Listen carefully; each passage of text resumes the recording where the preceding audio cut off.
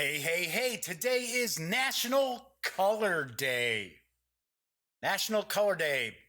I guess we're supposed to give thanks for different colors, which is cool with me. I'm glad we don't live in a black and white world or a monochrome or grayscale world. I like color, probably just as much as the next person. I don't know. I don't know what to tell you. Well, I do know what to tell you, and that is the Daily Dope is in the air.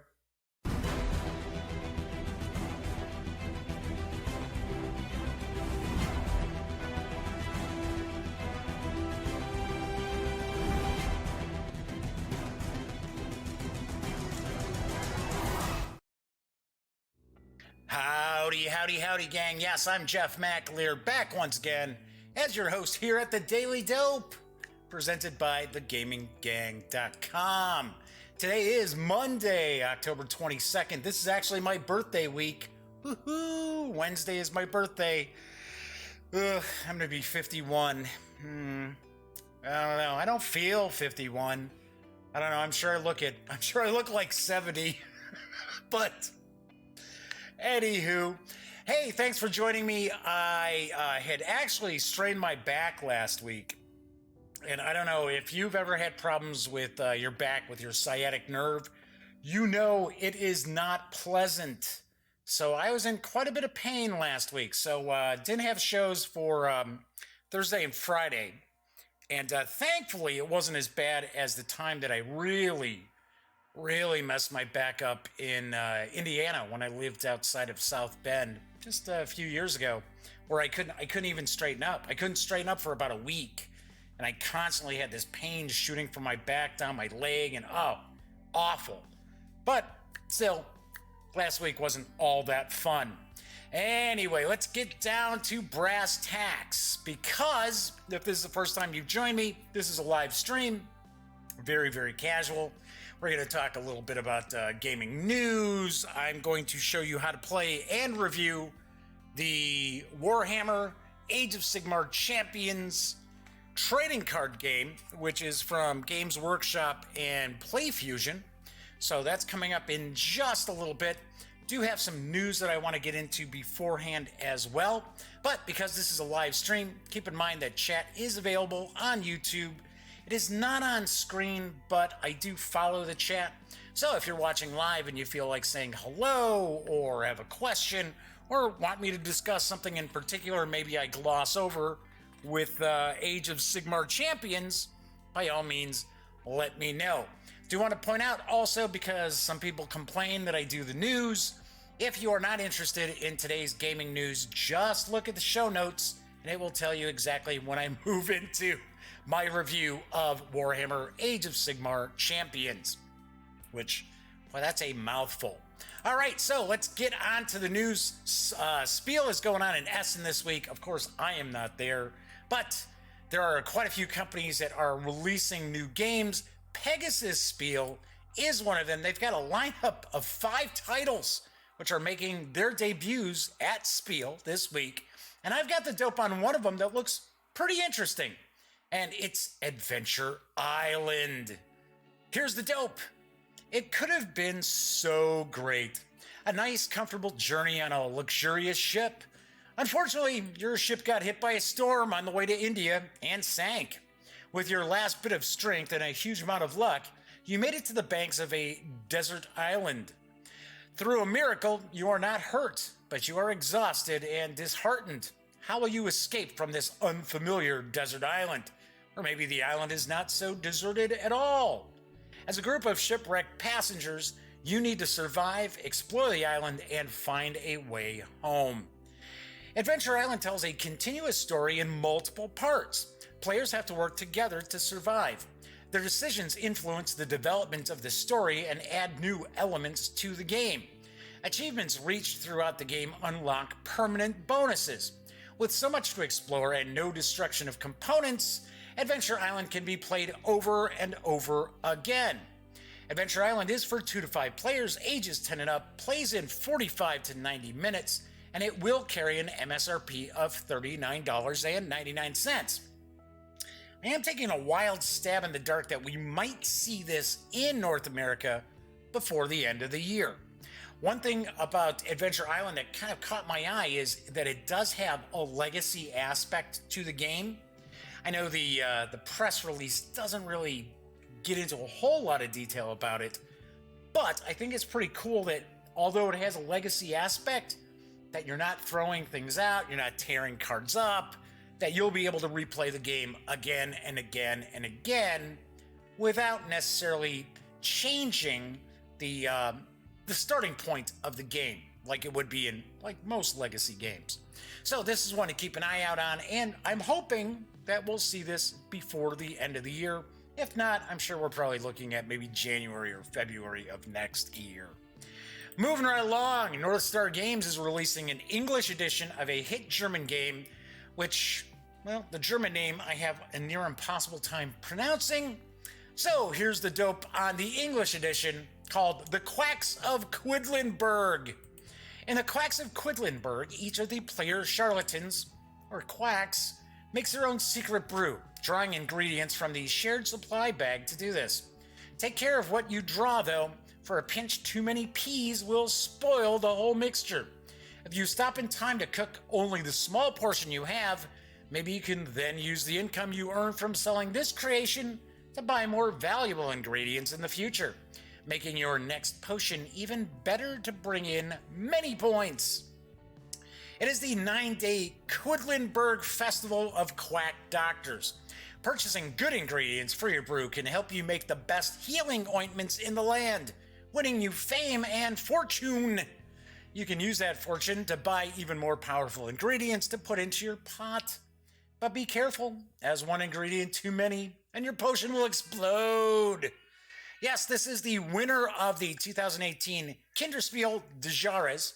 The Quacks of Quedlinburg perfectly blends deck building, or more like pot building, strategy with a press your luck element that ratchets up the excitement each turn as the stakes get higher. There are multiple levels of play. The basic game is great for families and casual gamers. The advanced game will engage more serious gamers. Each turn has tough press your luck decisions, keeping the excitement levels high, and simultaneous play keeps everyone engaged. The Quacks of Quedlinburg is for 2 to 4 players, ages 10 and up. It'll play in about 60 minutes and carry an MSRP of $54.99 when it arrives next month. Yes, that's right, in November. I like the look of this game. Unfortunately, there are not a lot of images out there that have been released from Northstar or, off the top of my head, I can't remember the German company that, is it Spielworks? It might be Spielworks, that originally released this game. So I am sharing some of the potion cards, which are in German, but I kind of dig the artwork and kind of creepiness on the side of the cards. Like there's a little it looks like a mandrake root, which is like a little guy, like a little person. It looks kind of neat. I have heard really good things about the game. I did get to take a peek at a kind of a preview edition at Gen Con during a preview evening the night before Gen Con kicked off, and it looks pretty neat. I did not have an opportunity to play it, but I'm taking a stab in the dark that I'm pretty sure Northstar is probably going to send along a review copy. Okay, so let's talk about some Kickstarter news. Kickstarting news? What am I talking about? Kickstarting news. It's Monday. I'm never ready for this, am I? Always something weird going on. So, of course, I'm down here in the Duct Tape Studios, and both the kitties are here. Smokey's my cat. Smokey's always just perfectly behaved. Sometimes she hops on my lap, but she's always quiet. Pinky, on the other hand, Pinky's gotten up and she's kind of, meow going on. So you might be hearing that in the background. But other than that, she's a good kid. She's a good cat. Anyway, let's talk about a little bit of Kickstarter news, because there's a new edition of Savage Worlds that's coming out. It is up for crowdfunding on Kickstarter from Pinnacle Entertainment Group. And I have to say, as of this morning, this project has already passed the 1,700% funding level. Yes, that's right. And here's the dope on the new edition of Savage Worlds. We've taken everything we've learned over the last 15 years, all the feedback you've given us via our forums, social media, store, convention, and personal play, to make it faster, more furious, and more fun. We're especially proud that this version combines the tactical nature of the original system with the best elements of narrative play. Every aspect of the game has been reviewed and playtested, from all new chase rules to setting rules, edges and hindrances, character creation, powers, creatures, and more. This is also the most beautiful version of the game we've ever done, with full-color chapter headers and interior pages by incredibly talented artists from all over the world. For the first time ever, we've also got a deluxe box of all the essential accessories players and game masters ask for.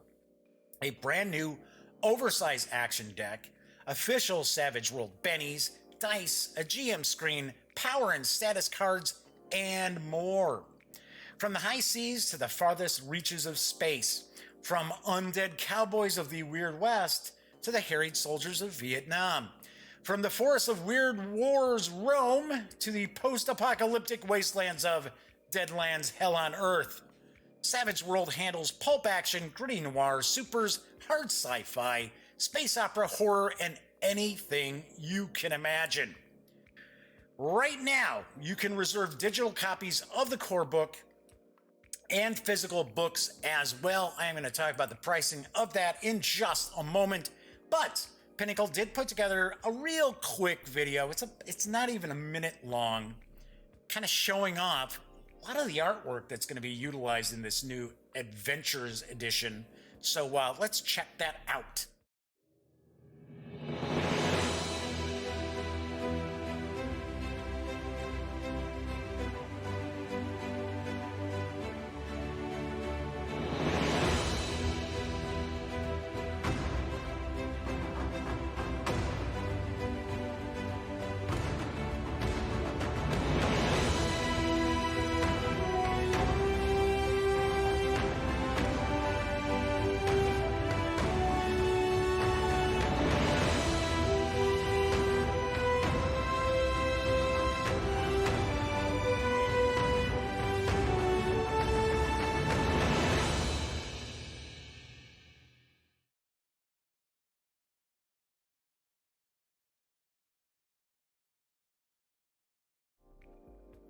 Looks pretty cool.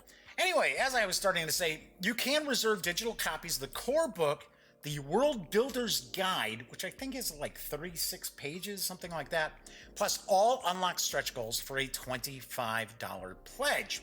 You can snag the physical core book as well as the digital extras for a $50 pledge.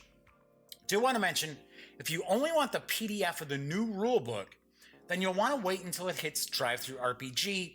I understand it's going to carry an MSRP of $9.99. I got to point out there are a lot of different pledge levels for the Adventures edition of Savage Worlds.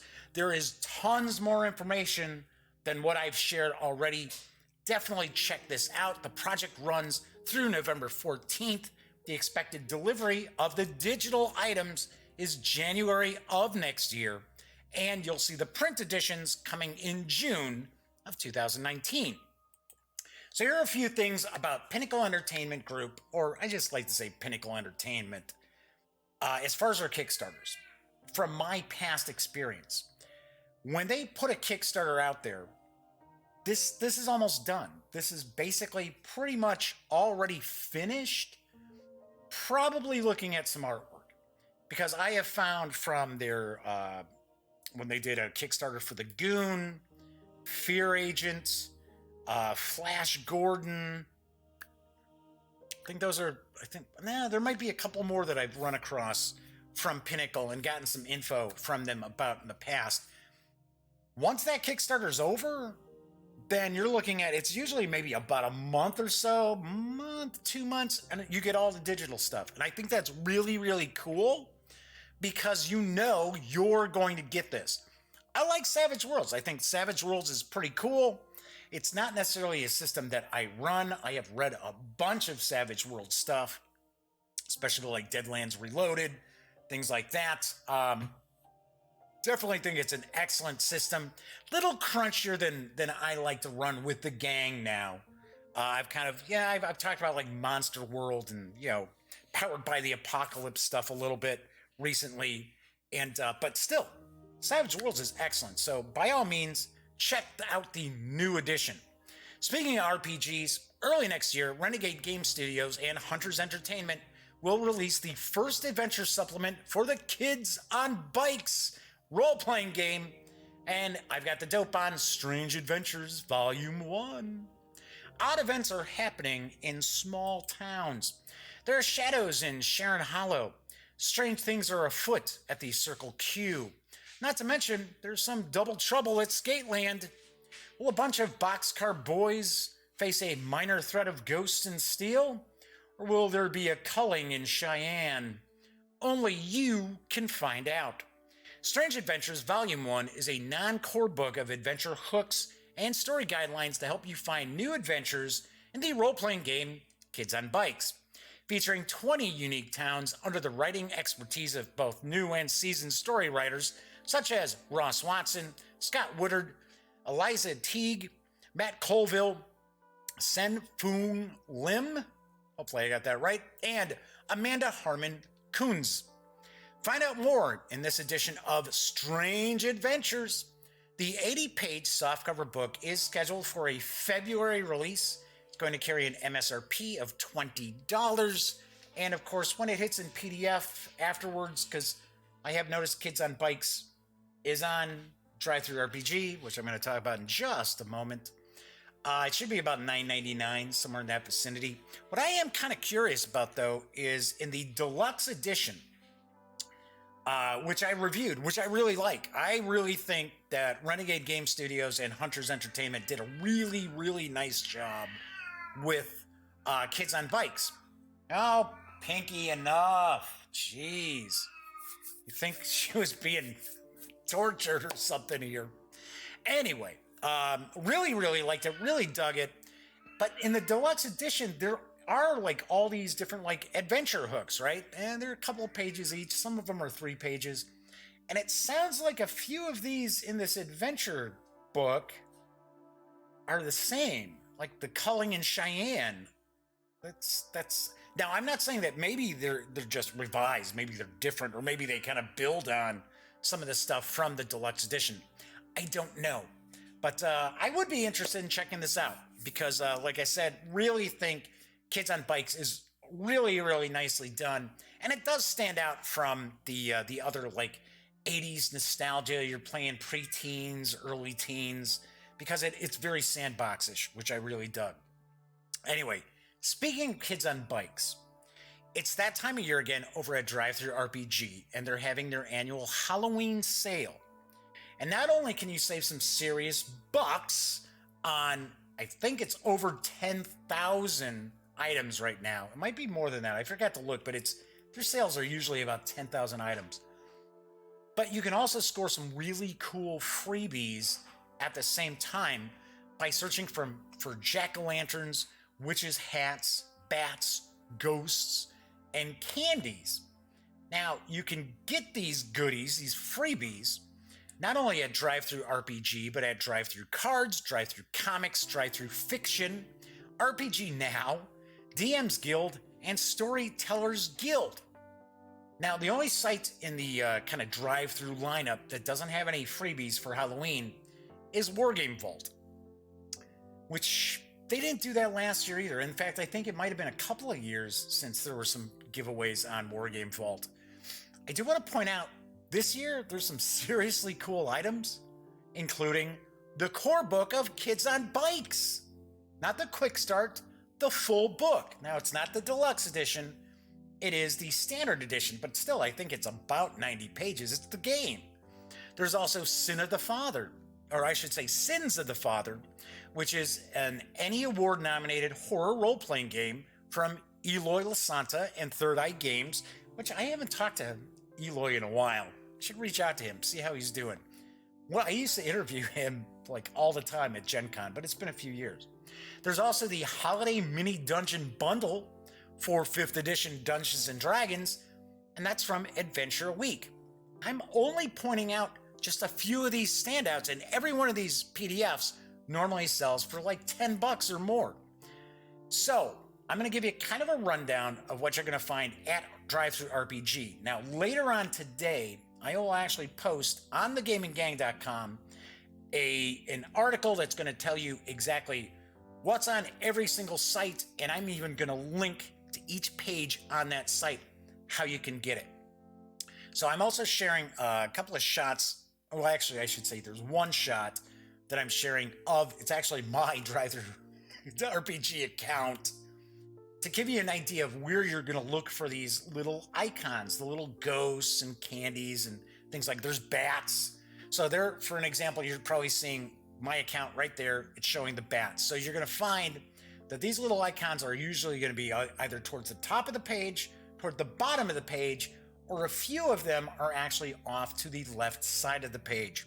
So here's what you get over at DriveThruRPG. First off, if you click on the Halloween sale link that takes you to that page, you will get a free copy of Kids on Bikes, the core book, as I mentioned before. If you go to the library page, your library, you'll get Monsters and Other Childish Things, Curriculum of Conspiracy. On the home page for DriveThruRPG, if you look over to the left on top of recent history, you'll see that there's also another icon. Click on that and you'll get Fear Can't Hurt You, a Halloween scenario for Elemental. If you do the horror genre search, you'll get a copy of Die Laughing Preview Edition number 2. If you click on your account, Products Awaiting Review, you'll find an icon that will get you, ready for it, Icons, Casino of Corruption. If you go to your account newsletter settings, you get a copy of Malicious Mischief for Shadow of the Demon Lord. If you go to account change address, I don't know why they do that. I mean, they hide it in the change address. You'll get a copy of Mystic Times, Sarad's Secret Shrine, which is an adventure for low-level characters for Pathfinder. If you go to account show all orders, you'll get a copy of the Demonic Interference at New Ridapus Church, which was a 2nd edition Advanced Dungeons & Dragons adventure. You do have just under 10 more days to be able to save plenty of money and grab these free goodies. And as I mentioned, check out the Gaming Gang later on tonight. I will also have this up on Twitter. I will tweet this out, that if you go to thegaminggang.com, you'll see I'll have an article up there, and it's going to show everything. There are some duplicates, I will point out, but not a lot. There's like 35 different items, and like I said, there are a lot of them that are really good. And it's pretty cool because when I first remember checking out the Halloween goodies, you're basically going trick-or-treating at the drive-thru sites. You would actually click on the icons, and some stuff was cool, so those were your treats. Some stuff wasn't. Those were your tricks. Now, past few years, it's all treats. Plus, I also want to point out, on RPG Now, previously it used to be, it would have the same items at RPG Now as at DriveThruRPG. This year, it's not. There's more goodies. But like I said, there's a few duplicates, but not many. All right, so that is it for the news today. Do want to point out, if you do swing over to DriveThruRPG, stop by thegaminggang.com first, click on one of our banners. That way, if you happen to make a purchase, I will get a very small portion of that sale, and all those little portions do really add up.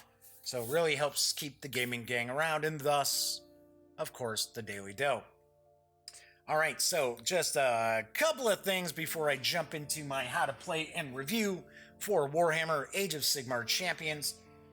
You might be wondering, hey, so what's cooking on this week's shows? Well, as long as I don't injure myself again, I got goodies going. So on tomorrow's show, I had this scheduled for last week, but then of course I was out of action.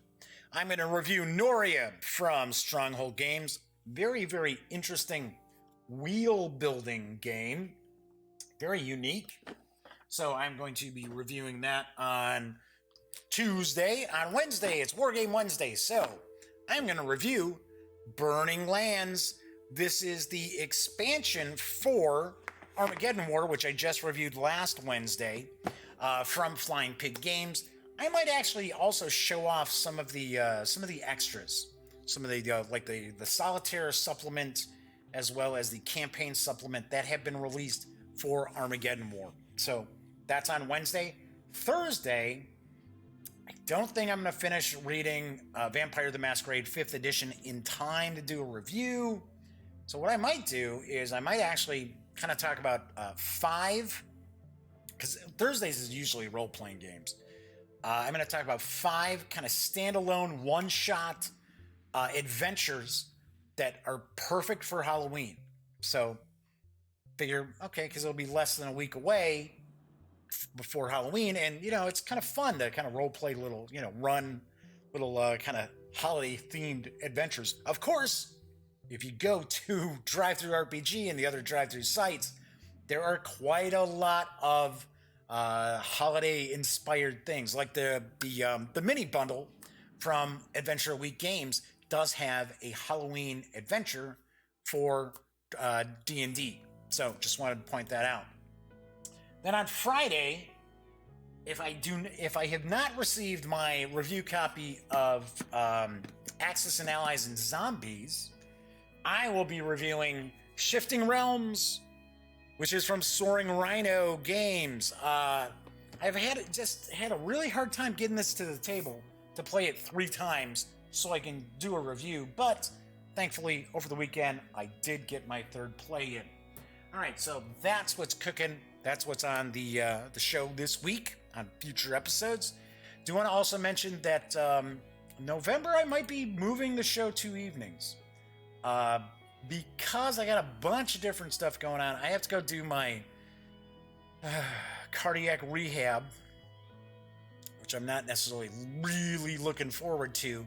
And it's 3 days a week for about an hour. And where I have to go is about 20 minutes away. And I don't think you can do it in the evenings. It's got to be during the day. So I'm probably going to be moving the Daily Dope to maybe like 7 or 8 p.m. Central Time. Don't know. I will know for certain before the 1st of November, but that's probably on the horizon.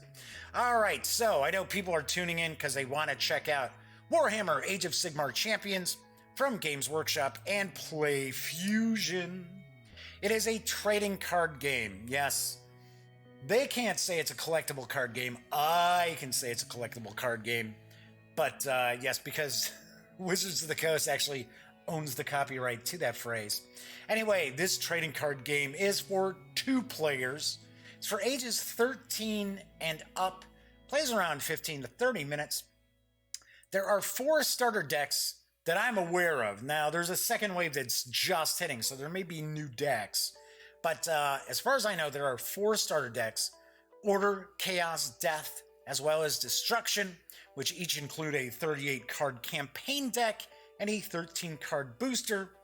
These carry an MSRP of $15, and you can get additional 13-card boosters for $3.99.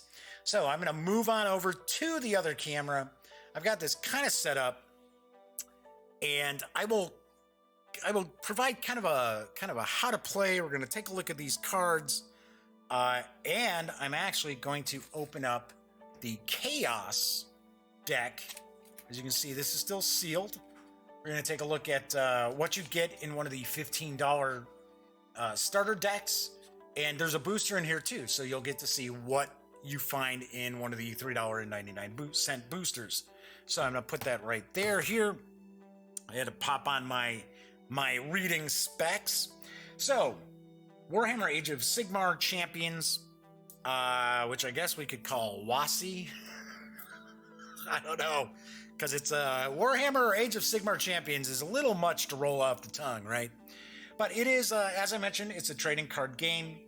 It is, of course, set in Games Workshop's Warhammer setting. So it's in their fantasy setting. And with the latest edition of Age of Sigmar, they actually took a lot of the different races, different factions, and kind of put them under like an umbrella, right? So order, then you got like chaos, you got death, you've got destruction. So if you're into like the orcs are part of the destruction. If you like the human empire, then you're looking at order. So I will be the first to mention that I am not especially well-versed in all things Warhammer fantasy, especially Age of Sigmar. I have seen some of the stuff that's out for it. I've seen some of the minis in that look really cool. Of course, Games Workshop miniatures always have really cool sculpts. Price-wise, they tend to be a little bit pricey. So what I'm going to do here is we're going to kind of zoom in a little bit. We're going to look at some of the cards. I'm going to kind of explain some of the cards, and we'll kind of talk a little bit about how you play. This system itself is kind of based on the Lightseekers game, which is also from PlayFusion. But once again, that is not a trading card game that I have played. From what I was told when I interviewed Jason Bremer at Gen Con, was that this is a little more in depth, where I believe that in Lightseekers, you've only got like one champion that you're playing. It's, champion versus champion. This has a little more strategy, a little more depth to it. And of course, you're going to have actually 4 champions that you're going to be leading. So you're going to have this paper mat, this paper layout, which of course, PlayFusion does sell mats where it's made from the same material as the mouse pad material. I forget what they call that. But in each of these starter decks, you will get the paper mat. You're also going to get some tokens because you're going to be tracking your life as well.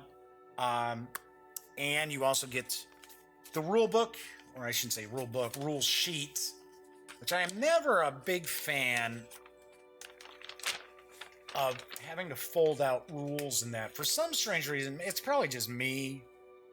I have a difficult time finding things when I'm looking at just a sheet like this. So these are the quick rules to get into playing. Kind of talks about all the different icons, kind of the anatomy of a card, the different lanes that you'll play in as far as going up against your opponent. And strangely enough, well, I guess not, maybe not strangely enough, since these are kind of quick start rules, there isn't really information about building your decks. You have to go online to learn more about deck building, which actually this has a pretty interesting aspect for their deck building in it. So the game moves along fairly quickly once you understand how to play. When you're first learning how to play, it does kind of take, a little bit of time to go, oh, okay, so wait a second, what is this? What is this tag? What does this tagline mean? What does this keyword mean here? Which you will find in the rules, but I do have to point out, I thought it's pretty cool. Each deck is going to have a card that's going to talk about the special abilities, these keywords that you're going to find from that faction, right? So this is the Death faction. So Death faction is, a lot of undead, vampires, so on and so forth. So I thought that was kind of cool, each of the decks to have that. And of course, you just pop it right on in with your cards once you have your deck put together.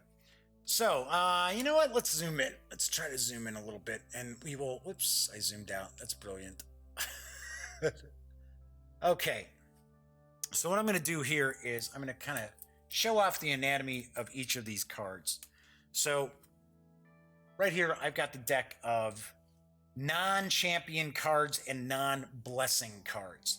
So these could be spells, these could be abilities, these could be units of troops. So that's what these cards are going to be. So what you're going to do is you're going to have your deck, and it's, you know, a lot of people are going to think, oh yeah, you know, like Magic the Gathering and so forth. These decks are smaller. So you have a 38 card deck instead of, like, say 60, although some formats of Magic is like 40 cards. So what you're going to do is, if we take a look at this card here, showing that this is the Bloody Vampire Queen. We got the artwork here. We see an icon right there that says this is a vampire. Not all of the units and champions have an indicator like this. Or I should say, not all the cards do, because as I mentioned, some of them are spells. So it's going to tell you, okay, so what is this? This is a champion. So you can actually field 4 champions in your deck. That's showing that it's a warrior wizard, which, interestingly enough, you have 2 cards in the death starting deck, the starter deck that you can get for the $15, that are warrior wizards. So, for an example, only warriors can lead units. Only wizards can cast spells. So, for an example, let's take a look at the Crypt Infernal Courtier. I almost said courier. It's courtier. See, this is a warrior. So the warrior here, this hero cannot cast, this champion cannot cast spells. You might see that one of the champions might just say wizard. So that means, okay, so they can cast spells, but they cannot lead units. So we're going to see some additional text. What is the special ability of this card, of this champion? It says, when this champion removes a highlighted unit, move 1 vampire unit from your discard pile to your hand. We're also going to see here, many of the cards are going to show some lanes, some boxes. So this is basically showing, okay, so what does this card affect? Where can you utilize the abilities or utilize the spell or attack, so on and so forth? So what it's showing here is this red is showing that it's all the cards that are in front of the champion in the row on top, right? So it's all 4 of the lanes up top. Then one of the cool aspects of this game, and I guess this is something that's also in Light Seekers, is the rotation of the cards. So you have these blessing cards, and I'm going to reveal one.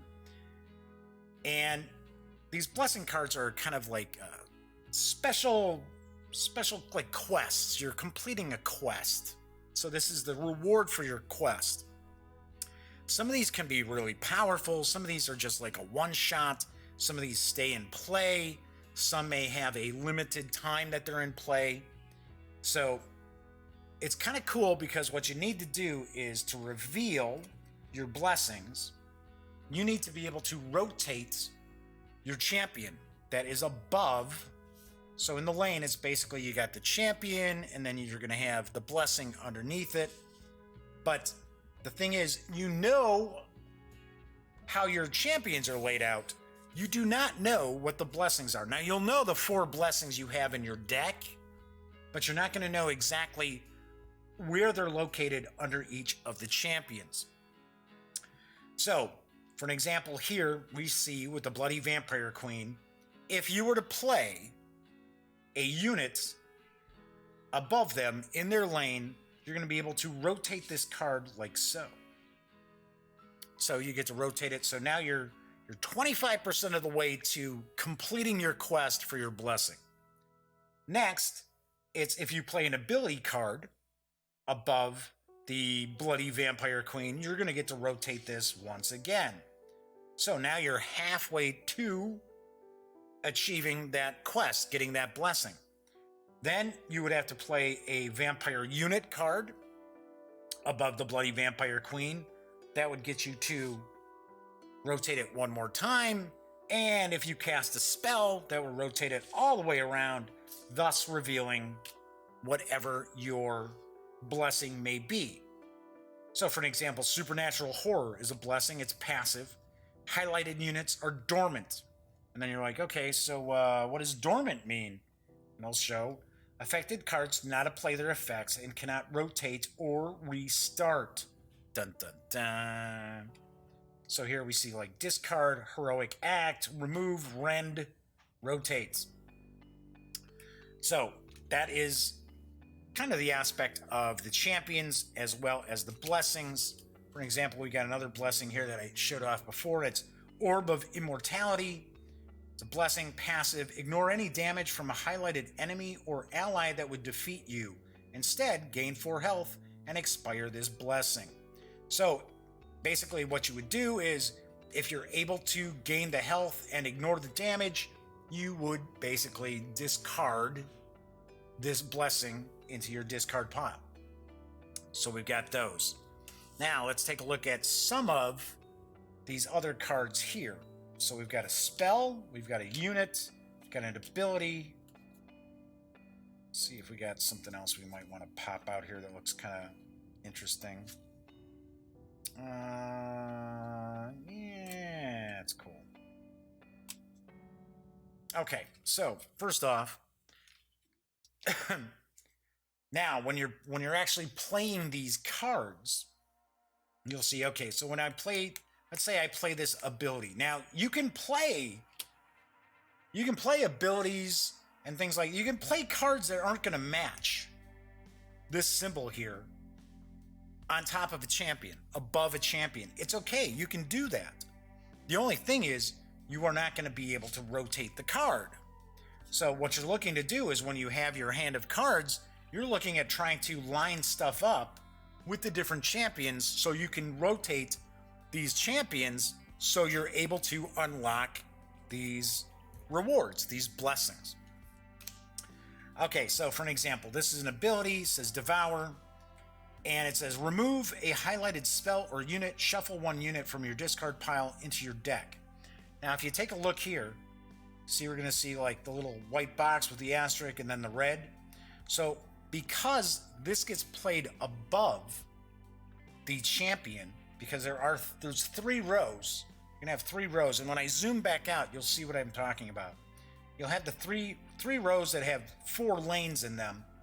This gets played above the champion. So what this means is this is actually going to affect the first row of your opponent because you set the mats across from each other so that you can see, okay, so if I've got something up in here, that's going to affect my opponent's first row. Whereas if I do something here, like for an example, the Bloody Vampire Queen affects my units, my cards, I should say, that are on top of that. So we see here, we're going to get, okay, so we get an ability. So once we play that, we get to do that. Now, during the turn, you're going to be rotating these cards. You're going to be rotating these units. So it's going to show you, okay, so this is what you get to do. And if you see that you've got nothing, that means once you rotate it to this point, you're going to discard these cards. So you're going to discard that card out, right? So we've got Terrify. This can only be deployed by a vampire champion. Highlighted units and spells are dormant. Once again, it's kind of showing, okay, so it's not in front of them, it's going to be to each side. Once again, we see here that's showing it's a spell because it's got the blue icon here. So you're going to get to Terrify, then you rotate, do it again. So we got Curse Strike. Let's get some of the units out here. Okay, so the Murderous Vargeist. I don't know if I'm pronouncing that right or not. So says rotate to damage your opponent. That's what it says right there in our text. It shows that it's a vampire. So when we play that, it's going to do 2 points of damage to your opponent. Turn it again. 2 points of damage. Then 1 point of damage. And then it'll be removed. Just like we've got, for an example here, Soul Stealer. And we'll see spells and units and things like that that don't necessarily do anything right off the bat, but they kind of build. So, for an example, it shows here, rend damage to your opponent and you gain health.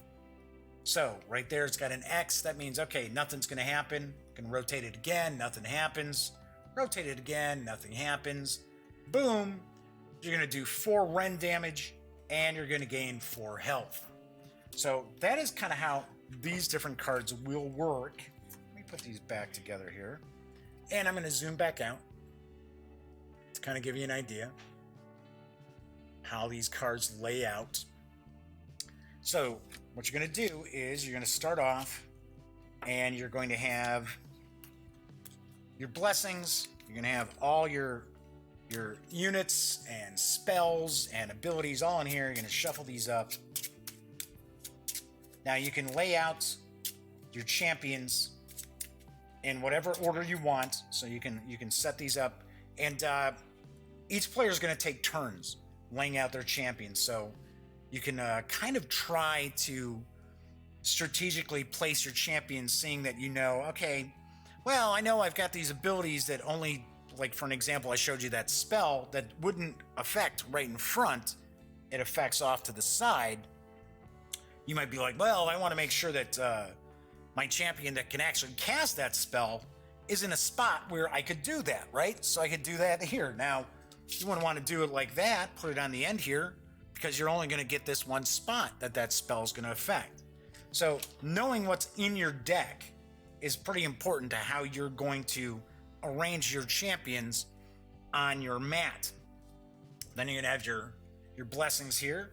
You'll have your 4 blessings. You're going to shuffle these up, and you're going to place these down face down so that you do not know which blessing is where. So that way you can't just focus on only trying to rotate just one of your champions. So, of course, as you reveal your different blessings, then of course you're going to know, oh, well, okay, so if I'm obviously trying to get XYZ blessing, then we know it's not here because I flipped this one over, so it's over here. So I kind of thought that was kind of interesting that you don't know where the blessings are. So I like that aspect, so that you're not just focusing on only one certain champion. Now, one thing that people will be kind of thrown off by is these champions aren't really battling your opponent. They're actually kind of like leading their forces, casting spells, things like that, but you're not going to destroy these champions. These champions are always going to be in play. Now, things can happen, but they're not going to be removed from the game. You're always going to have your 4 champions. That might be something that some folks will have kind of a little head scratching to do with. So one thing I do want to point out here is if we look at this mat, these are your health points. So normally you start off at 30. Here's something else I thought was kind of interesting too. There are, because if you think about it, in the Games Workshop, games like Warhammer 40K, Warhammer Age of Sigmar, you have point values for your units, right? So when you're playing a battle, when you're putting your army together, you have certain number of points that you can utilize. Well, they do the same thing with the champions. So you can have, there's a certain level of points, there's a certain number of points you can have. You can't go over that. So for an example, if we look at the green, if we take a peek at the green there, it's going to show it's a green 9. So this is actually a pretty valuable unit, right? This is a vampire queen here. But it also shows you the red circle, a -1. So that means you're actually going to lose 1 health to start the game. So what you basically will do, you're going to start at 30, and then you're going to look to see, okay, so what do I got here as far as these red? So I got a 0, I've got a -1, I've got a -1, and I've got a +1. So I know I'm going to end up losing 1 life to start the game. I'm going to start at 29. Thought that was kind of unique, a little different as far as the health of players start at, because you don't usually, most of the time when you're playing a trading card game that you have health, everybody starts at the same level. Also, we have here, we talk about the quests. So we see each of the different icons. We see a unit, spell, ability, damage, heal, and remove. Then we've got highlighted cards, so it's showing, okay, so what does the green mean? So it means allied, allied. Red is enemies, enemies. So we've got all that info right in front of you. Then we actually have, I'm using the wrong, I'm using the wrong mat here because this is for destruction because it shows the orc. Anyway, sorry. Hey, I put like the rules and stuff, and the mats are in. I had them in a box, whereas I've got the cards and stuff all in like deck boxes. So like so, as well as the little icons for your health. So yeah, sorry. You should show a vampire, not the orc. All right, so you're going to start off with your cards. So effectively what you're going to do is during your, so to start the game, anything that you've got out here, and let's just, for an example, let's toss some stuff out here, just as if we were in the midst of playing. Let's do that. Let's do that. What do we got here? Yeah, okay, so that works. That works. So the first thing that you're going to do is you're going to rotate anything that's up here, as well as any revealed blessings. So let's say, as an example, just for the heck of it, got that there, right? So let's say this is my next turn. You're going to start off, you're going to rotate. Just like so. Bing, bing, bing. Anything that's a passive effect, next will go into effect, right? So we've got the supernatural horror. This is a passive effect, so that would take place. Then anything that you've got that it's exhausted, right? So for an example, if this has gone to here, say maybe this has gotten to here, you're going to remove these. So these are going to come out of play. Then if you have any kind of like special one-off abilities, like a one and done ability, that's going to take place. Once again, you're going to remove the card. So once you've done that, that's kind of that's what they call the battlefield phase. It's kind of I guess we'll say kind of an upkeep phase. So we'll just, as an example, let's just kind of turn these around. So then what you're going to have your hand of cards, and you don't have huge hands of cards. When you get to the action phase, you're going to be able to do 2 actions. That's basically what you get to do. You get to do 2 actions. So you can either play one of your cards. So let's say, for an example, okay, so there's no cost involved. There's no, oh, well, I'm going to, I need to come up with mana points or anything like that. You just play a card. So you can play a card, an example, right? So that's one action right there. So I brought the Crypt Shield Black Knights onto the battlefield. Now I've got all these cards already. They're already taken care of here, right? So I don't have any space here. Well, the thing is, you can actually cast or bring cards into play that go on top of other cards. So for an example, a lot of times with your units, right? When you get these units, you might have something that says, oh, well, you get this special ability if you've got support. Well, that means you're going to bring in another unit that's going to go underneath. So you might see that it says, oh, do this if you have support 2. Well, if you've got 2 units along with that card, then you're going to be able to do that special ability. So you can always just, if something is about to run out, you can also replace that card as well. But a lot of times, normally what you'll see is you only see the stacking when you have different units that you're putting together. So for an example, not that you would actually do something like this because neither one of these has support, but you would be sitting there and say, oh, okay, so really this skeleton champion here is actually leading his forces here, right? So the way you kind of look at it is, well, I'm the big mastermind. I'm the one who's like, at the head of the army. These are my commanders down here. These are my troops, as well as, special abilities, spells, things like that. So it's kind of how you look at, like, the skeleton champion is leading these guys here. So that's how you would basically play your cards.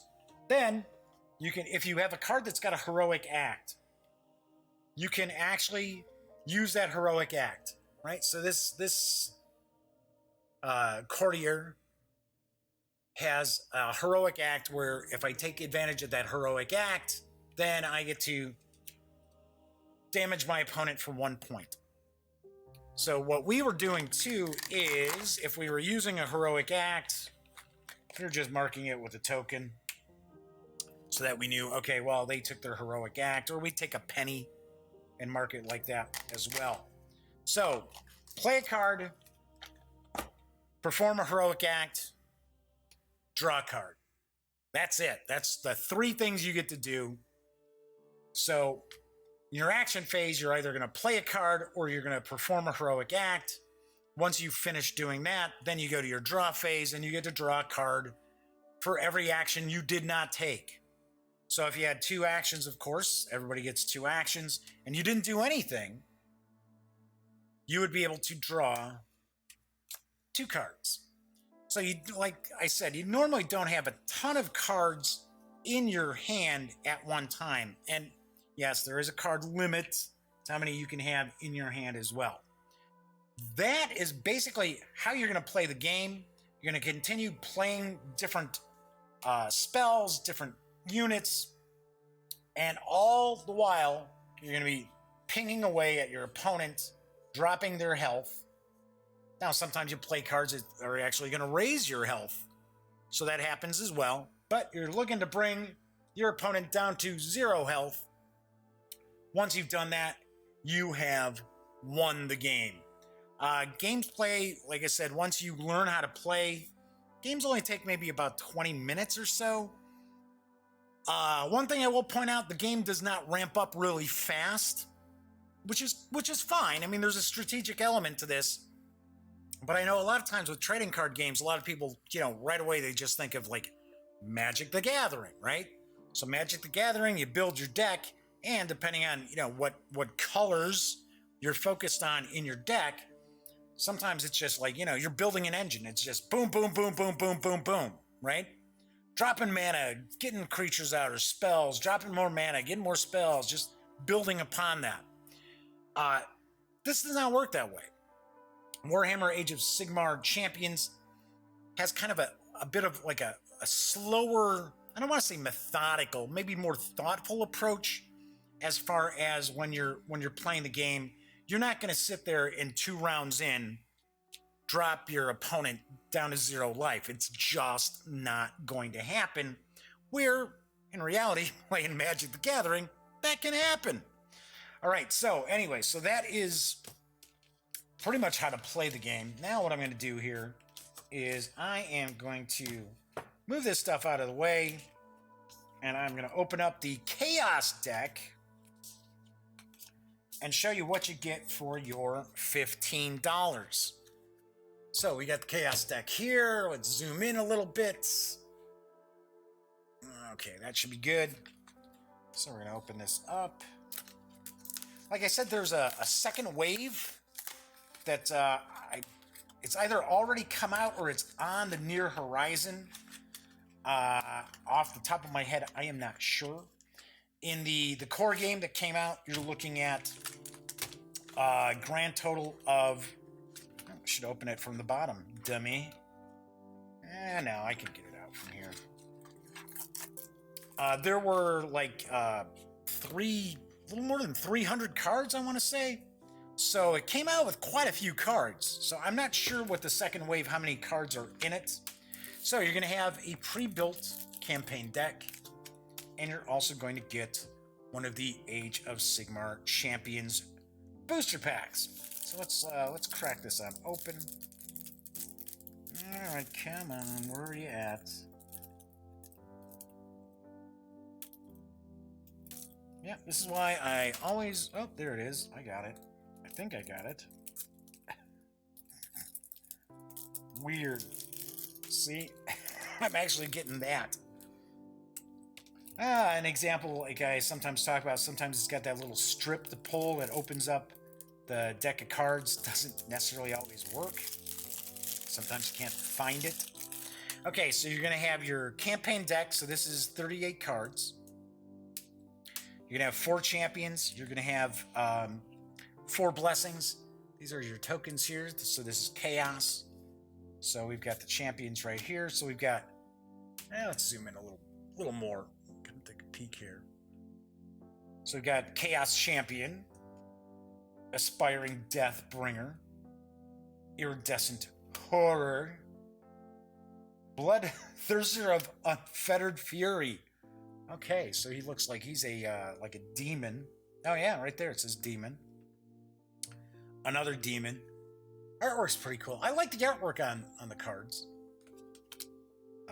This looks like I don't know. Looks like like a Chaos Warrior. So humanish, and then a Chaos Champion. They're kind of humanish. So there are our 4 champions that come with the starter deck. Then we've got the blessings. We've got 4 of the blessings here. And we've got Berserker Rage, Berserker, Chaos Runeblade, Outrageous Carnage, oh, the humanity, and the Path of Skulls. So, in these campaign decks, everybody's going to have the same cards, right? So, everybody's going to, if you have a Chaos deck and you're playing just with that starter deck, these are the blessings and champions you're going to have. Then we've got the different units.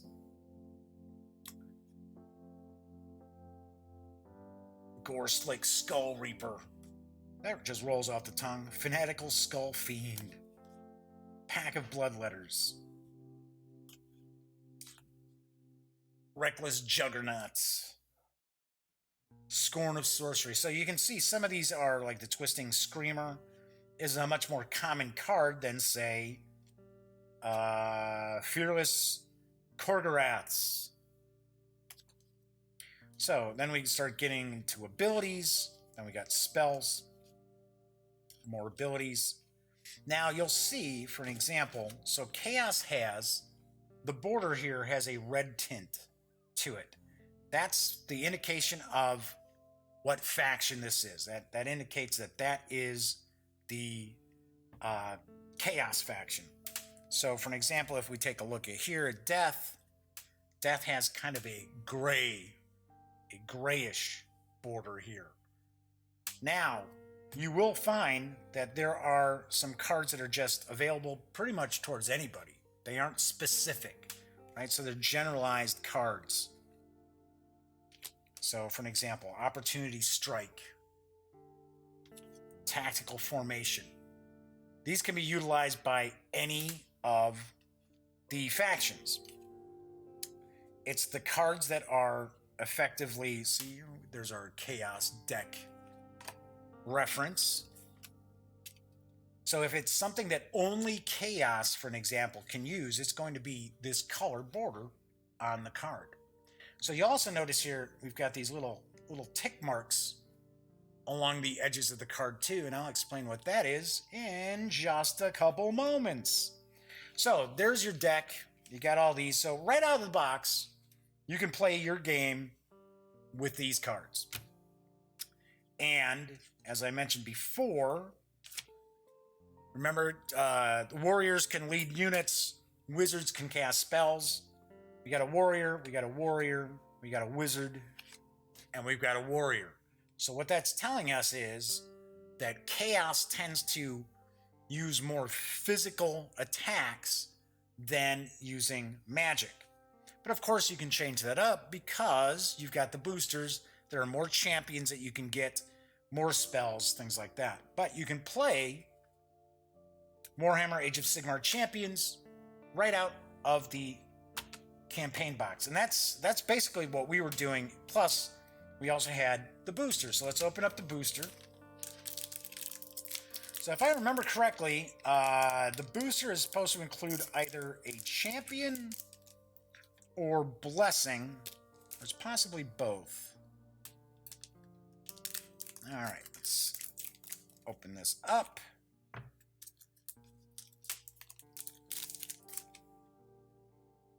So now, because it's a booster, we could have all 4 different factions mixed up in here, as well as some of those cards that any faction can use.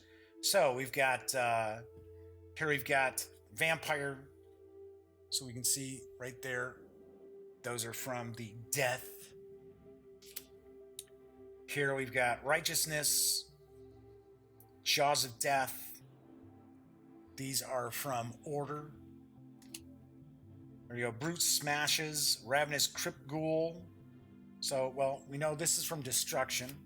That's from death. This looks chaos. Chaos again. Reckless inspiration, that is from death, or I'm sorry, destruction, because destruction's kind of got the green tint.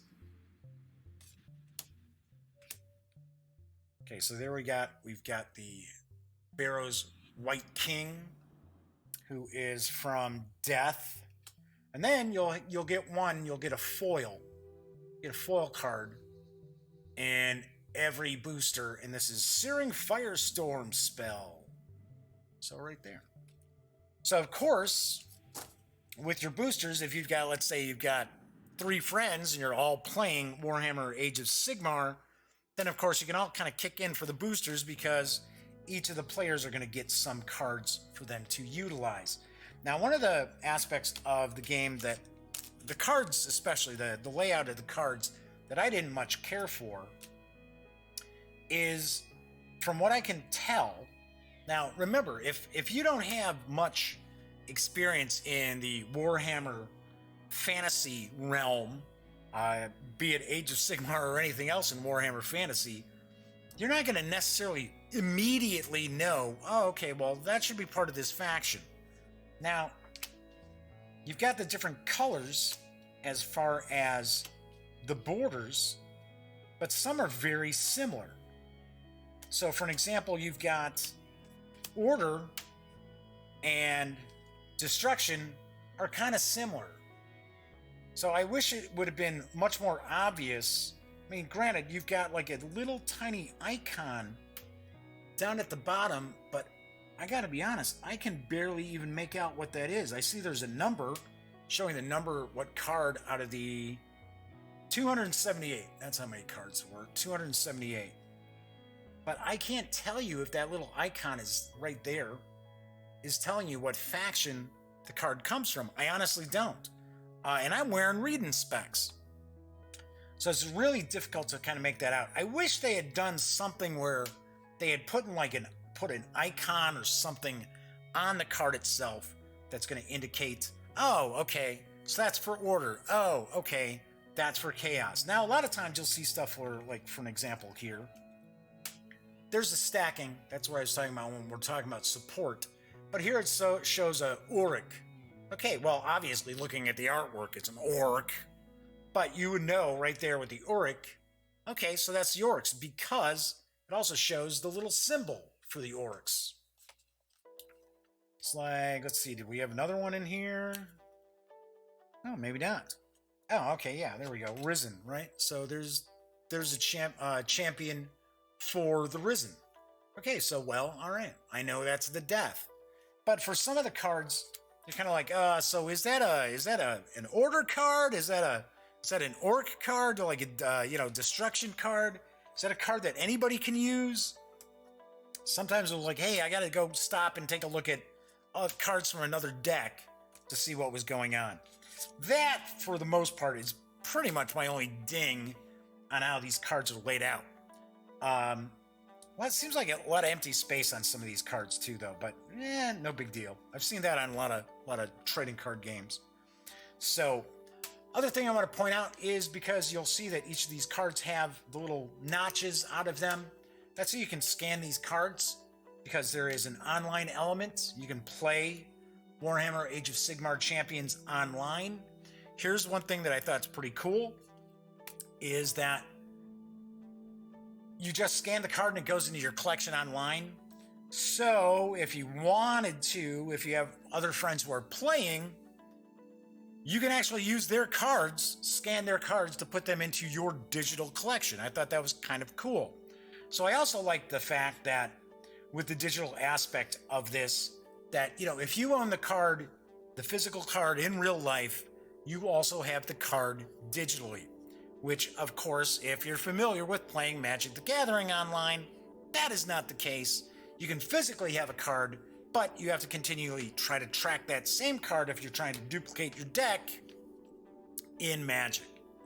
All right, so that is pretty much what we find when we take everything out of the Chaos campaign deck for Warhammer Champions.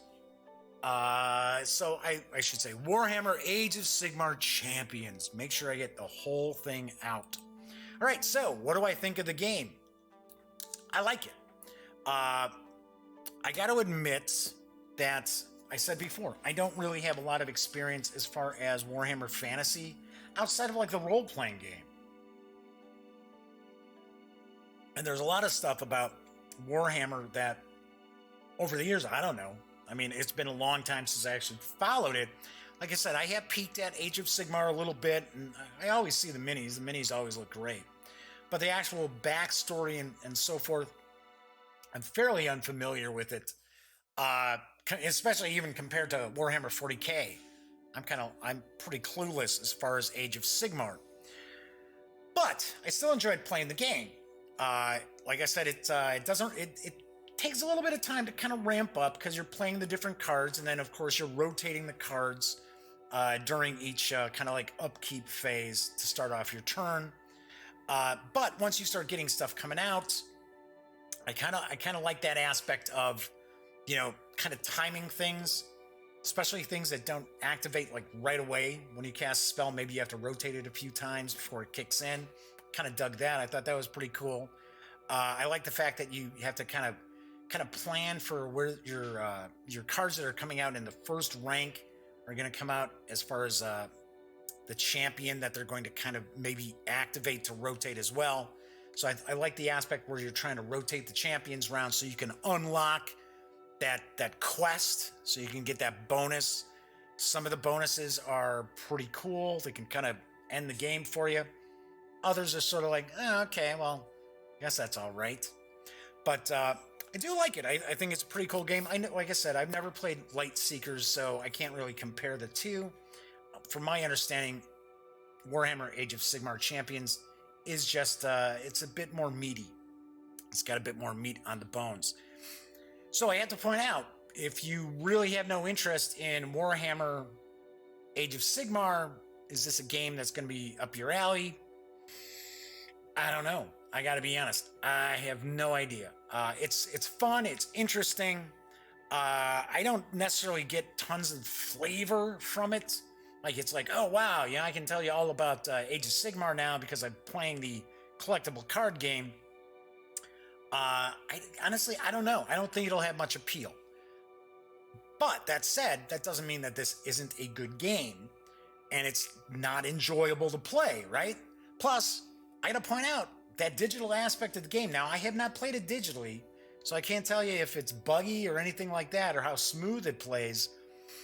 To me, that's really cool that any card that you scan in goes into your collection. I think that's pretty sweet. I like that.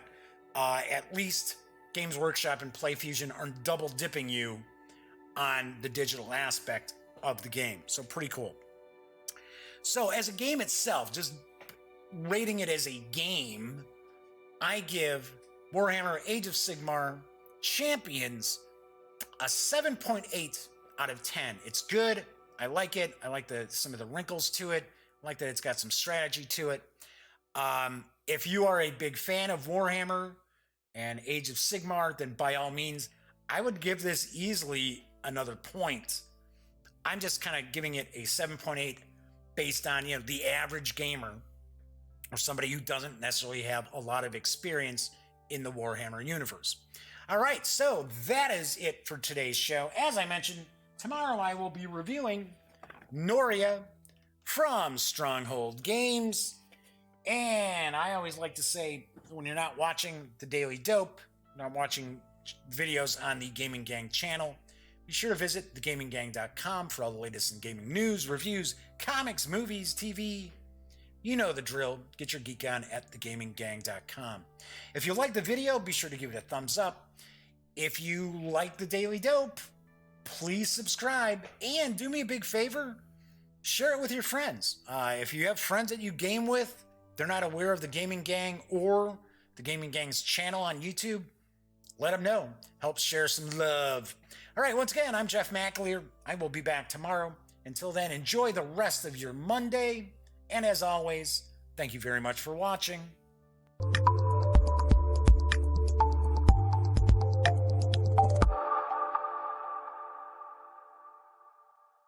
Thanks again for watching The Daily Dope, presented by The Gaming Gang. If you like this episode, be sure to give it a quick thumbs up. And if you dig the channel, please subscribe. If you'd like to check out our previous episode, click right here.